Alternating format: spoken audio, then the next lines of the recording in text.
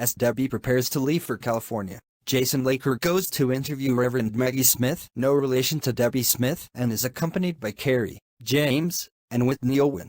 They agree to meet at the Tuscany Tavern, where they are joined by Bella and Eric Sterling. I learned about you being fired from a post you made on Facebook. Can you tell us what happened and why? When Vicky Sims retired, I took her place as minister of the church. The church's membership had been declining for many years, and some argued that only by reclaiming our Baptist heritage could it grow again. So I was hired because I identified as a Baptist. A few years before that, the Southern Baptist Convention split, with a minority faction naming itself the Progressive Baptists of the South. They were explicitly pro-LGBT, just as I was, so I pushed for our church to join the PBS. But that alienated about 20% of the congregation that were more liberal than me, and so they left to form a small Unitarian Universalist group of their own. A group that my husband Charlie and I are leaders of. Right. Soon after the hardcore UUs left, another faction, more conservative than the one I belonged to, rose up and demanded we become Southern Baptists again. I opposed this, and so the conservatives made a motion to fire me. And that motion was passed by one vote. Then the faction that sided with me split, leaving only about 30 elderly conservatives in charge. So now the unity of the congregation has been completely shattered. You never should have made the church leave the UU, Maggie. You could have been a perfectly good Christian among UUs, but no. You wanted a church based firmly on biblical teachings, ignoring the fact that there are different ways to interpret the Bible, resulting in the split that has now kicked you out. It is better to have a religion not based on biblical teachings at all. I remember my mother telling me about how her own readings of the Bible as a teen were enough to make her atheist. So how could you think that making the Bible the standard for your church again would help make it and its members better? By lying to them about it?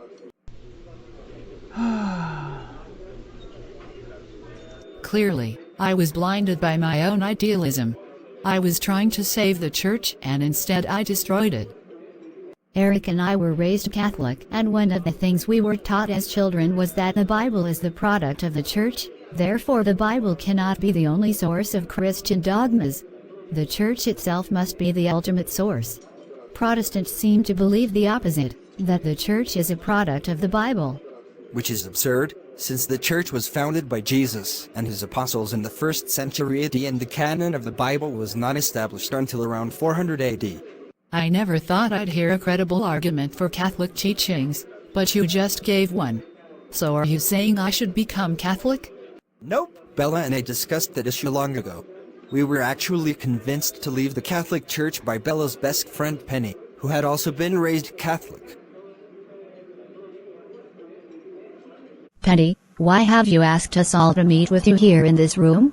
You remember when you told me about your being raped when you were very little by your birth mother's boyfriends and clients? Well, I was myself sexually assaulted by a classmate a few years ago. And Bella, you told me about how the uncle of Eric tried to rape you in his cave in Kansas. Yes. But Eric and I fought him off and escaped. Well, imagine if all three of us had been raped or assaulted by a priest.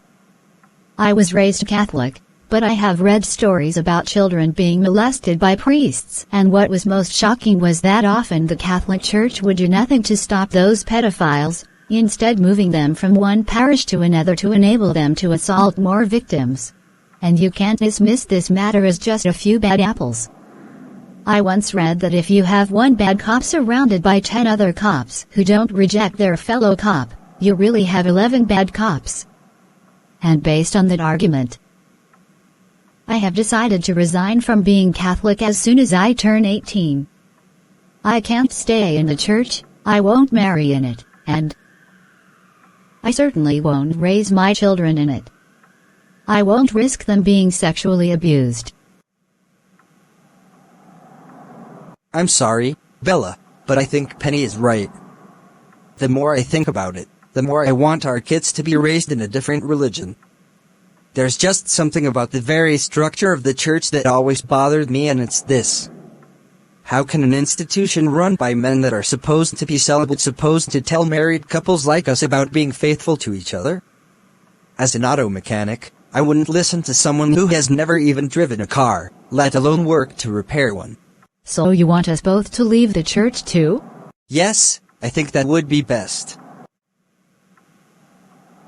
As an atheist, I see the downfall of the church as a good thing.